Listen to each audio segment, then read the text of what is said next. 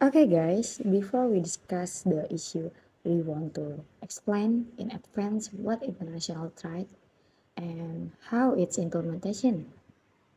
Yeah, international trade is the process of exchange goods between two or more countries for profit. The population in question can be between individuals and the government of a country, or the government of another country.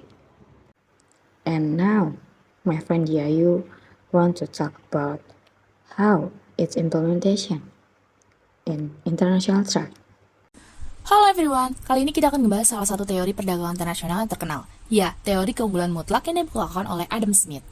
Dalam teori ini, kemampuan suatu negara dinilai dari tingkat pendapatan nasional atau GDP dan sumbangan perdagangan internasional. Perdagangan internasional sangat penting dalam pembentukan modal sebagai alat ukur kemakmuran suatu negara.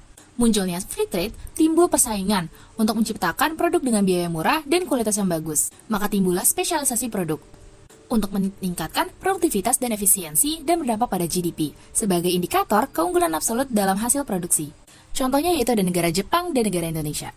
Negara Jepang dikenal sebagai negara produksi otomotif, teknologi, dan alat berat. Sedangkan Indonesia sebagai negara penghasil rempah-rempah, nikel, dan juga bulog. Lalu berdasar pada teori ini, maka Jepang bisa mengekspor barang-barang otomotif ke Indonesia, dan sebaliknya Indonesia bisa mengekspor rempah-rempah ke Jepang. Kedua negara tersebut memiliki spesialisasi produk masing-masing.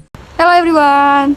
Okay, now I with my friend Diayu want to talking about international trade and we want talk in Bekasi CBD. Okay, first I want introduce myself and my friend. My name is Patricia Angel Elizabeth and my friend. My name is Dewi Kencana. Okay guys, see you.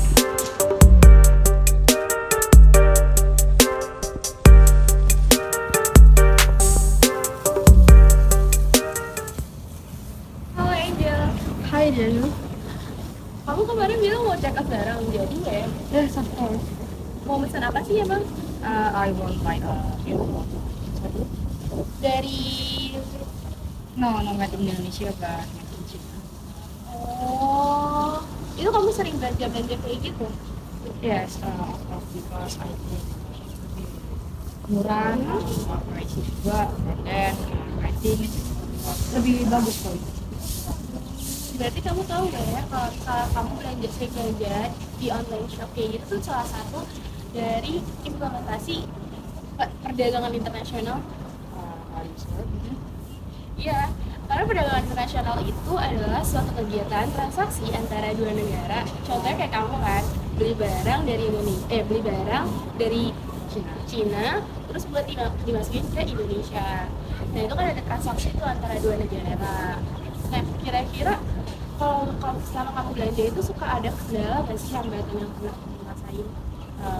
Ya, seperti itu pasti ya. Contohnya tuh keterlambatan. Jadi kalau maybe kalau misalkan dari Indonesia lokal itu lebih fast dan import atau ekspor itu maybe jadi kayak kedatangannya itu lebih lama dan bahkan juga sering ada masalah di pergudangan. Benar banget, mungkin itu bakal dibahas di materi-materi selanjutnya. Cuma kalau misalnya dari kegiatan ekspor dan impor ini kan sebenarnya ada banyak banget keuntungan dan kekurangannya juga. Mungkin salah satunya tadi bilang juga kan kekurangannya ya. Nah sebenarnya mau ngasih tau aja kalau kita tuh di teori perdagangan internasional itu ada 4 teori. Nah ini ada punya tahu nggak salah satunya itu apa? I just know export import.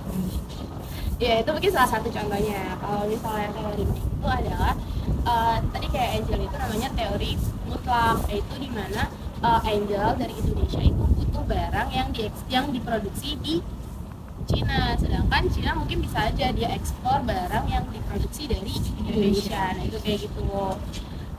Oke, semacam spesialisasi juga masih.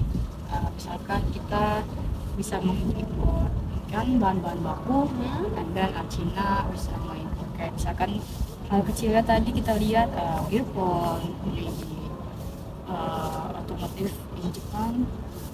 Iya benar banget, itu masih termasuk atau misalnya masih berkaitan sama yang namanya perdagangan bebas sebenarnya. Perdagangan bebas di teori yang tadi saya bilang, kayak misalnya teori perdagangan mutlak gitu, Angel. Selain itu ada lagi kan jadi Angel sendiri tahu gak? Kita punya kita mungkin udah nggak sering, udah nggak jarang ya. Nah, denger yang namanya thrifting. biasanya thrifting itu kan lebih banyak ya, maksudnya lebih memperoleh baju-baju yang dari luar yang bagus-bagus. Tapi bukannya kasusnya sekarang ini udah mau di stop ya? Iya benar banget. Jadi pemerintah sendiri yaitu Bapak Jokowi itu melarang yang namanya kegiatan thrifting karena dianggap kegiatan impor ini malah menghambat yang namanya usaha UMKM. Itu kan tahu kan kalau misalnya di industri tekstil sendiri Indonesia mulai bermunculan lah UMKM yang berindustri di tekstil, tapi dengan adanya thrifting ini ternyata kok malah daya tarik ya pembeli tuh malah lebih ke barang-barang impor, produk-produk luar negeri dibanding produk lokal, jadi merasa kalah aja gitu.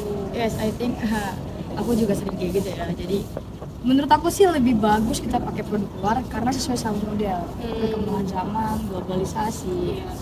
Ya, mungkin kalau dari aku sih, aku juga setuju untuk kita lebih menekankan ke produk lokal, but kita nggak boleh ketinggalan zaman sama produk luar.